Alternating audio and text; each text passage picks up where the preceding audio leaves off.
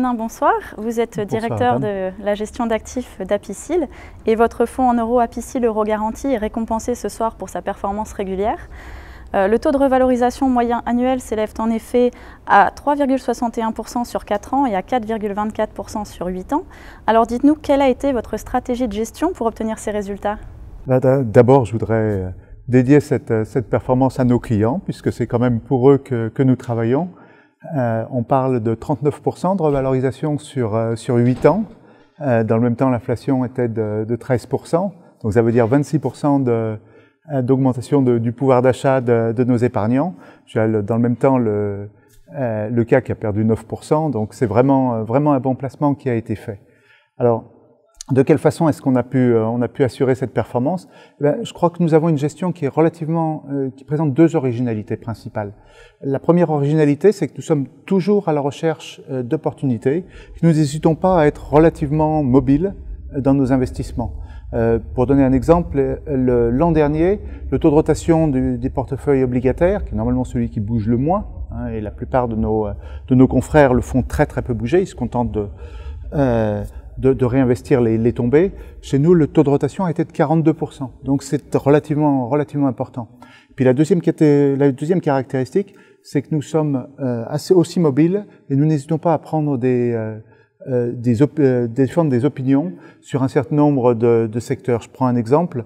Il y a 6 ans, nous étions partis vers les corporates, donc ce qui a assuré une grosse partie de la performance pendant plusieurs années, avec des titres comme Saint-Gobain 8 3/4, des choses qu'on voit plus maintenant, ou Vivendi 7 3/4, dont nous avions des grandes quantités.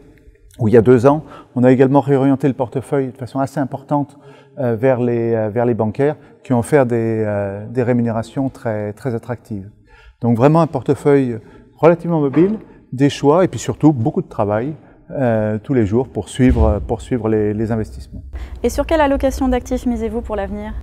Alors, on a bâti plus récemment, au cours des 2 dernières années, une position action qui maintenant représente pas loin de 5% du portefeuille, donc avec un prix de revient qui est aux alentours un petit peu en dessous de 3600 en équivalent CAC, donc qui recèle déjà des plus-values significatives. Et sur laquelle nous comptons pas mal à l'avenir, puisqu'effectivement, je crois qu'on est vraiment dans un bas de cycle et on peut avoir un redéveloppement des actions. Et donc le tout associé avec un portefeuille qui est quand même toujours très obligataire, 90%, je pense devrait a pour vocation de nous permettre de maintenir le niveau de rémunération que nous avons servi ces dernières années. D'accord. Le contrat d'assurance vie frontière efficiente propose également 120 unités de compte. Selon vous, est-il pertinent aujourd'hui pour les épargnants de s'intéresser à ces supports et comment les accompagnez-vous dans cette diversification? Alors, nous sommes maintenant à plus de 300 unités de compte différentes.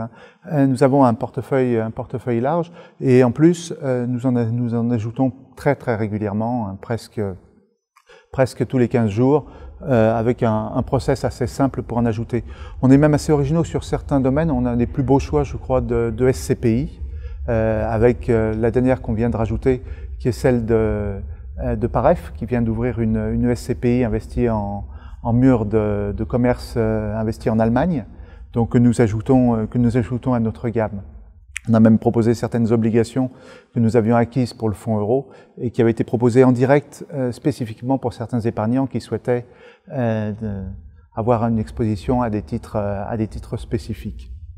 Alors, pour répondre plus directement à la question, oui, nous pensons qu'effectivement les unités de compte ont du sens dans une allocation, y compris même des unités de compte actions, puisque je crois qu'effectivement on peut avoir un vrai développement de ce côté-là.